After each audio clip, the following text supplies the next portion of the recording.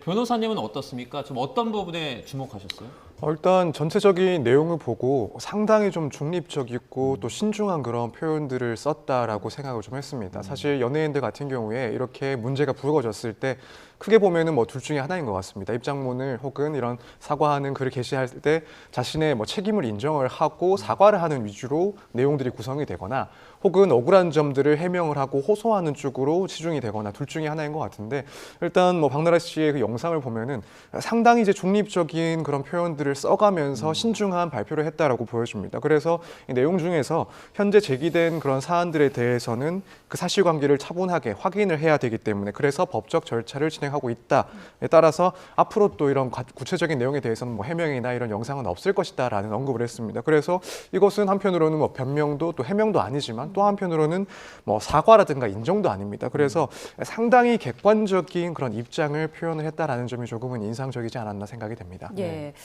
여론을 좀 보니까 댓글을 보니까 사과가 없었다는 것에 대해서 좀 비판들이 있더라고요. 어떻게 들으셨어요? 저는 오늘 박나래 씨 회견문을 보면서 예. 문제의 본질에 대해서 좀 잘못 파악하고 있는 게 아닌가 싶었습니다. 박나래 씨에 대해서 이게 법적으로 어떤 책임을 져라, 뭐 헌법이나 형법을 위반했다 이런 것이 아니라 일종의 국민정서법을 위반했다. 왜냐하면 연예인이라는 분들의 존재 가치는 사실 대중의 인기와 대중의 지지를 받고 사는 사람들이잖아요. 근데 지금 대중이 좀 실망한 부분은 박나래 씨가 뭐 매니저들에 대해서 이른바 뭐 직장 내 갑질같이 우월적 지위를 이용해서 매니저들을 좀 함부로 대했던 것 아니냐, 제대로 된 처우를 하지 않았던 것 아니냐라는 부분에 집중하고 있는 것 같거든요. 뭐 의료법 위반이라든가 이런 실정법 위반 문제는 저는 법적인 처벌을 받아야 하는 사안이라고 생각하는데, 대중들이 실망한 부분에 대해서 조금 더 진솔한 사과의 메시지를 냈더라면 좋지 않았을까? 제가 만약에 이런 그 언론 대응이나 이런 그 위기 관리 조언을 하는 입장이었었다라면 일단 대중들에게 이런 실망을 끼쳐드려서 굉장히 죄송하다라는 말을 진심으로 한 후에 그 다음에 법적인 문제를 언급했을 것 같은데, 우리가 갈등이 생길 때 제일 마지막에 하는 얘기가 그거잖아요. 자, 그럼 법대로 해보자. 이건데 그것에 대해 너무 방점이 찍혀 있는 사과문 아니었나라는 생각을 전 개인적으로 해봤습니다. 네, 박나래 씨가 피소된 사건이 5건, 박나래 씨 측에서 고소한 게 지금 1건이라고 하는데, 변호사님 앞으로 법적인 쟁점은 어떤 부분이 될까요? 일단 지금 매니저들과의 사이에 있었던 내용들, 거기에 대해서는 사실관계 파악이 상당히 중요할 것으로 보입니다. 지금 양측의 입장이 워낙 첨예하게 갈리고 있기 때문에 한쪽에서는 각종 갑질이 있었고 심지어는 폭력적인 행위, 상해까지도 있었다라는 주장, 또 한편으로는 박나래 씨 입장에서는 그러한 사실은 과장된 것이거나 혹은 사실이 아니고 오히려 이제 공갈을 당했다라는 그런 주장이 되고 있어서 양쪽 주장 중에서 어느 주장들이 더 신빙성이 있는지 이것을 객관적인 사실을 토대로 판단하는 과정이 상당히 중요한 그런 절차가 될 것 같습니다. 그리고 사실 그것보다 어떻게 보면 더 심각해질 수 있는 문제는 결국에는 이제 의료법 위반 문제입니다.